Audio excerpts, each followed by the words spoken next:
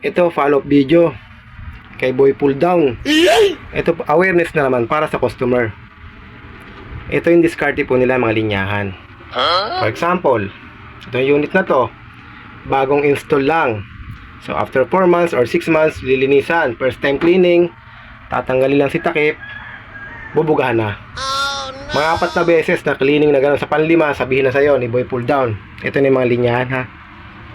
Madam, boss, sobrang dumi na po ng unit mo, hindi na kaya linisan sa taas.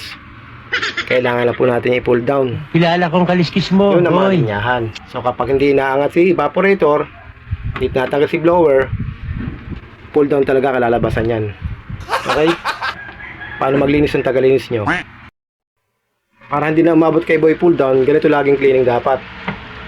Kaya nga si evaporator, tanggalin si blower. Kung natatanggal ang drain pan, mas maganda. Kapag ganito laging cleaning, hindi na aabot kay Boy Pull Down. Okay? Awareness po para sa customer. Bahala ka sa buhay mo.